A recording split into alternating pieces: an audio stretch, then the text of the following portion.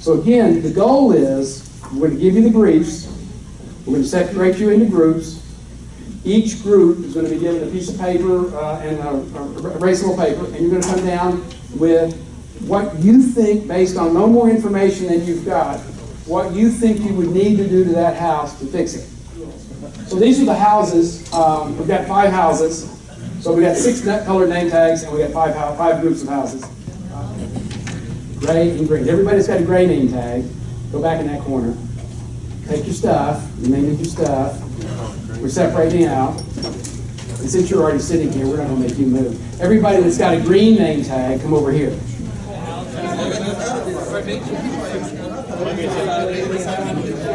You have the minimal traditional house.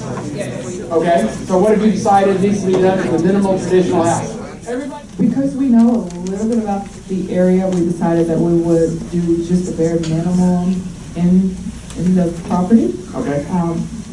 Certainly look at kitchen, bath, flooring, paint, appliances, and the miscellaneous. So we had our total budget at about $12,500. 12,500? Yes. $2,000 for the kitchen, $1,000 for bathroom, for flooring, interior, exterior paint was $3,000, and some appliances and miscellaneous at $3,500. The goal was not to necessarily keep it, either rent it on Section 8 for $750 a month, or offer $20,000 and sell it for $25,000. Our lowball offer would be $99K, and our top would be $119,000. So how big is that house? 1,000 square feet. 1,100. 1,100 square feet. So what did y'all have back here? We actually, for our renovations, ended up spending about, for one to spend about $30,000, $33,000 on about 10 different things. Go ahead. Similar to them. And our offer is going to be $76,550.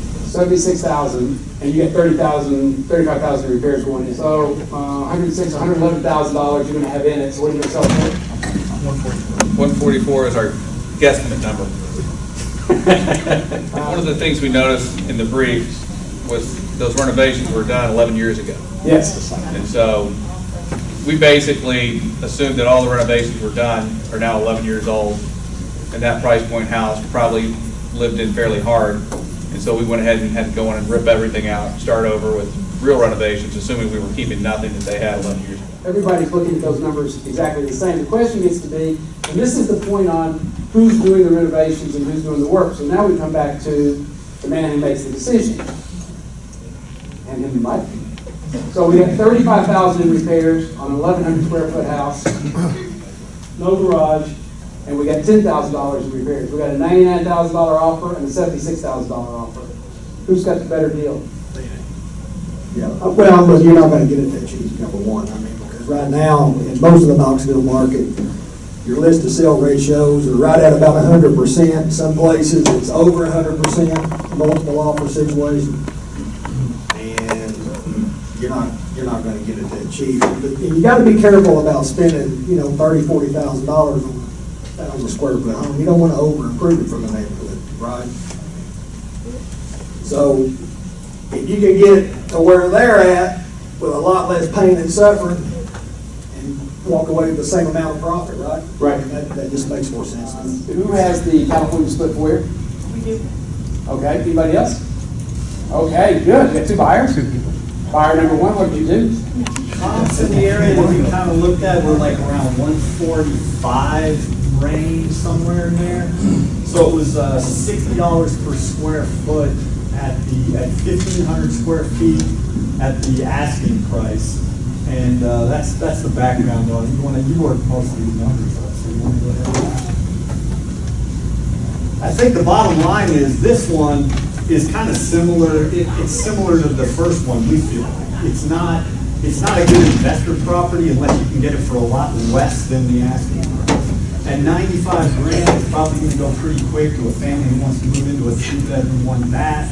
For an investor property, we felt like we needed to get it for down around. Go ahead, you want to talk about the details there? Well, we thought, obviously, adding a bath and then again the basement add some value. So how much does a VAT add to the house? Would a VAT add $4,000, $5,000 in value? Oh, yeah, it would, but might be better on that property. Somebody, I was in a group, I think it was in maybe, did you guys have the same property? Yes. We did a half. They would put half that in. I think that's a better option. I think you get more property return on half that. I think, so these split foyers are a little tough. If you do research on split foyers versus ranch houses versus something that's traditional like that, you'll see a very large difference in days on market. That split foyer will be about double, I bet, of anything else. Because people go in it and they don't realize it's a different house. Now, these 3-bedroom, 1-bath houses, I've been in a million of these things. They got 3 small bedrooms, right? So people are going to walk in, you're going to have some nice finishes, but they're going to say, I can't fit my king-size bed in here. That's the new thing. So I think for this house specifically, the best thing you can do is knock out one of those walls in that bedroom, make a master suite, make a big closet. Okay? If you've got enough money and it's in the right area, add a bath up there too. What did y'all decide back here? Since we've been talking about it, what did y'all do? What was y'all's offer for the house? Our offer to do this was $67,500 as an investor. Okay. We figured 1,500 square feet South Knoxville, round terms, figured it might have a retail value of 150. We thought we'd end up, real estate transaction costs, maybe we'd net 140. We worked pretty hard on the detail. We decided to add a half bath in the basement. We picked 5,000, remodeled the main, new appliances, flooring, cabinets, countersink. We put in windows, paint, electrical fixtures, figured our financing, holding costs, and a little bit of contingency. So we worked ourselves up to about 30,000 of rehab costs. So when we take that off, if we bought it for 90, we'd love to get it for less, but in this area, 95 will probably be pretty marketable. If we got it for 90, then we'd be able to make 20,000 on the deal. But the more we share the information, the better we get as investors. And that's the purpose of the exercise.